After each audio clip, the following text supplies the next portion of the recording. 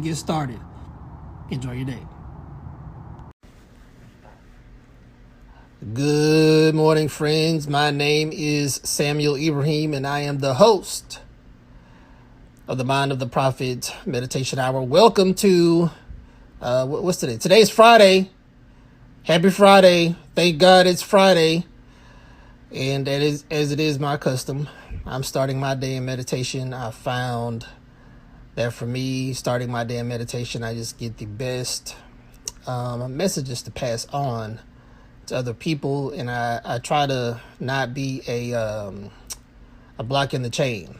So I'm learning to be more obedient, or I've learned to be more obedient, that when that lightning bolt hits me, that instead of trying to wrestle with the energy of the lightning bolt, I'm just going to let that energy pass through so it ain't jacking me up.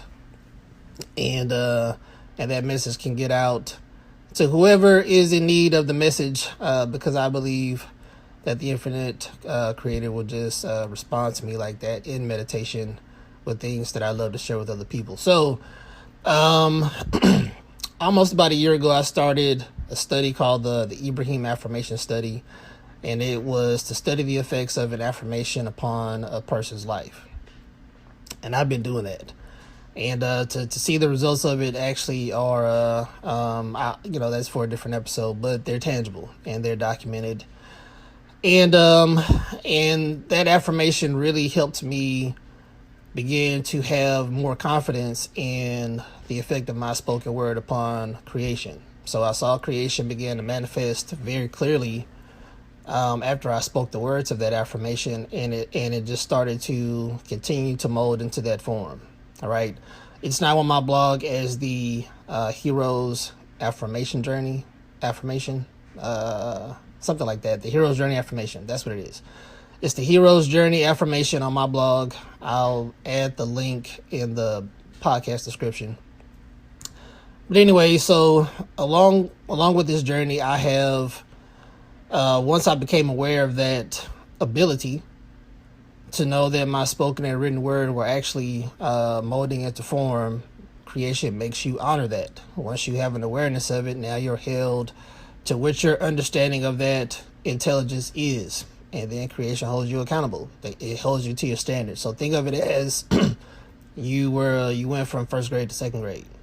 The second grade teacher is not going to treat you like a first grader anymore. She's only going to treat you like a second grader. And so once this awareness for me became much more apparent, I had to begin to exercise much more discipline over my speech and be more disciplined in meditation.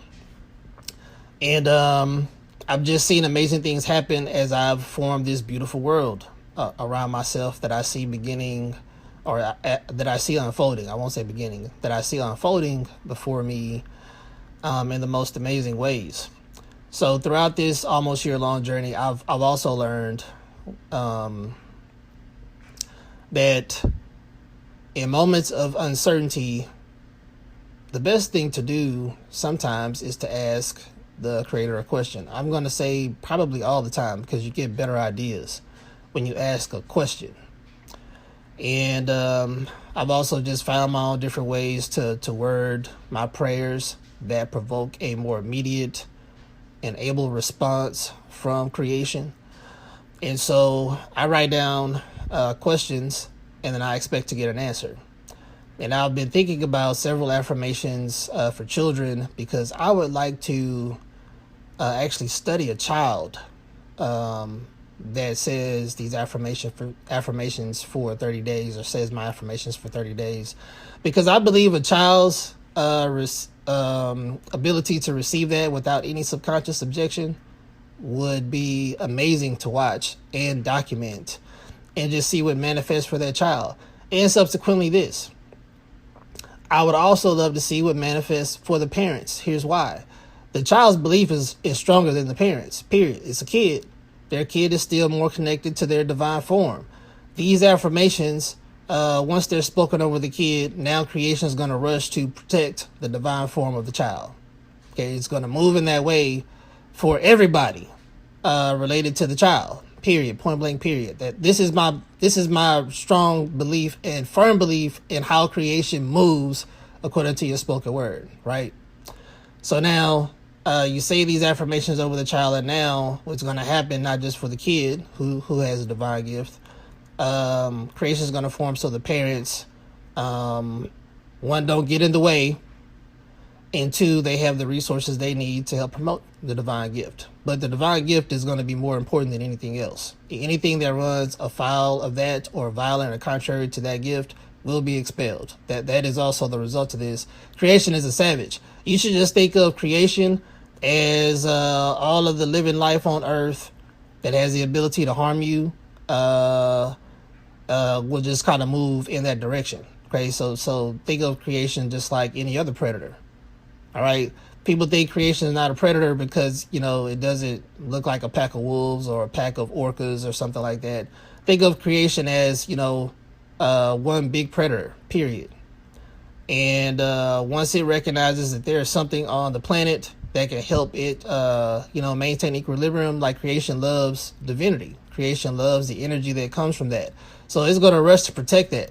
And anything that runs contrary to that divine gift will get slaughtered by creation. And I don't mean to put it into those terms, but I just see creation as the ultimate savage. So I'm just using that savage language, not to speak harm on anyone, but it just, the effect on your life can be chaotic because creation is going to protect the gift, period.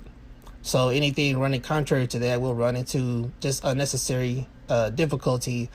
And then if you just don't figure out how you're running violent to the gift, then your life just becomes just unbelievably distorted, and you just won't be able to move straight. I've just seen this work, this principle work in a lot of different ways. So I would like to, let me recap that. I believe saying the affirmations will protect the divine gift within any child, okay? And then it's also going to form creation around the child and the child's, I'll say, guardians. The child's guardians, because a person may not be raised by their parents. Creation will also form around the child's guardians to assist them in protecting the gift. Okay, that's just the natural order of how things work, right? And now you're asking creation to do that for you. Creation loves divinity whenever it is expressed, and so it will rush to save that light because that light's just going to be better for creation in general. It's going to feel good to creation, right? It's going to be like creation is getting a massage. That's how much creation loves this principle. So, here, what did I title this? Because I just wrote this. What is this called? Oh, okay. It's called Any Child, Planet Earth. Like John Doe, Houston, Texas. So Any Child, Planet Earth. All right. And here is the affirmation. Any Child, Planet Earth by Samuel Ibrahim. How do you encourage the child unseen by their parents? How do you encourage a star whose parents have yet to see their light shine? Why would they keep a gift wrapped when the gift is so apparent? Would they see the gift if they didn't see the skin damaged? I asked, and I thank the Creator for the perfect ways under grace creation plans it. So mote it be. Amen. All right. I don't really read my poetry, so I'm not going to make myself stumble through that again, because I didn't say that all poetry-like. But, and it's on my blog. I'll put the link to it in the podcast description. But here's what I believe this affirmation will do, right? So I'll go to the affirmation, and I'll just kind of break it down a little bit. So how do you encourage the child unseen by their parents? So this is the divine child. This is the child where a parent might not be able to really see what their child is capable of doing. So that part of the child remains unseen. And this could be from any kid, that's in somebody's household under their care to an adult child. All right. How do you encourage a child unseen by their parents? That, let me say it a better way. That unexpressed part of a person's soul. Oh yeah. The unexpressed part of a person's soul is their divine child. Okay, that's their divinity. That's the child that's unseen by their parents. That unexpressed part of that person's soul that is always reaching upwards. How do you encourage a star whose parents have yet to see their light shine? So don't think rock star, somebody's going to be on stage or football. Like this person might be Einstein or the next, Buddha or whatever, right? So how do you encourage that star that has this great genius that only this soul is capable of doing? How do you encourage that out of the child? without trying to force it into them. Okay, you just let it manifest organically. Why would they keep a gift wrapped when the gift is so apparent? Some people can see their kid's gift, others are unable. Would they see the gift if they didn't see the skin damage? This is the key part of the affirmation, this last question. People project their stuff onto their kids. So your kid might be amazingly gifted, but you projected whatever your inhibitions are, your fears, failures, etc. And now you absolutely cannot see that child for who they are at all, right? Your vision distorts the ability for that to even look like it's there. Okay, so what this does, what that last sentence does, when it says, would they see the gift if they didn't see the skin damage? So would the parents see the gift if they didn't see the skin damage of the child? Okay, if they didn't see it, if they didn't see the skin damaged, that causes healing. That involves creation in the healing of that situation. Why? Why does it do that? One, there's going to have to be healing in the person that can't see. And then number two, the other person will also receive healing because now they'll be able to be seen. Creation is going to find a way for that person's gift to start to shine so this question can be answered, right? Creation is going to answer the question if you ask it. So that last sentence sparks a healing between guardian and child, parent and child, okay? It is just going to happen organically and creation is going to manifest it for you, okay? You just have to take it as it comes. And then I always end everything, so mote it be, amen. So mote it be is, I describe it in this way. It's the same thing as amen, but in the way that I understand, so mote it be, you're also completely engaging creation into the manifestation, right? It's not just, it's like you're out here praying with nature and you say, so mote it be, and then nature's going to rush to move. You say amen, it sounds like one singular man. So you don't feel like you're moving with all of creation. You just feel like you're moving as one man through creation, not with creation. So when I say so mote it be, I feel like I'm moving with creation because now we're moving in tandem for something very specific. Now, anytime with any affirmation, the key thing is you have to have patience. All matter has to move through space and time to reach you, or you reach it. So that requires what? Time, which requires what? Patience. And, things happen along the way.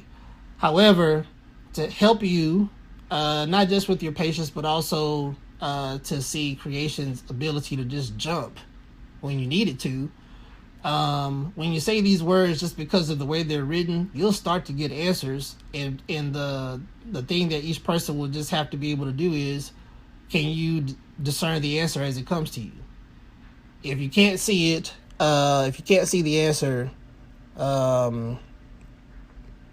because it's not dressed in the clothes that you're expecting, then you might miss it. But creation might answer you the same day. Might even be moments after, literally might be moments after you ask the question. You might get an answer like immediately. Okay, so you have to just remove that prejudice from your eyes, and then it shows up.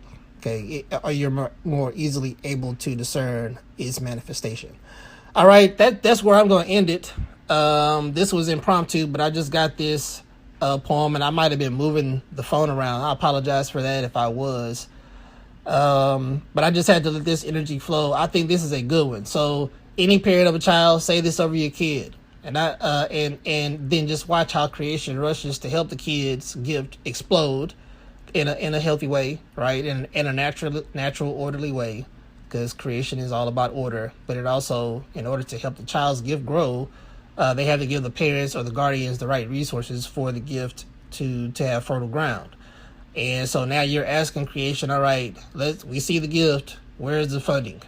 Basically, right? We ask you to show us this, but you can't show us this great thing if we're not going to be able to care for it. And the truth is now that creation has exposed it to you, creation is on the hook for making sure that the gift blossoms.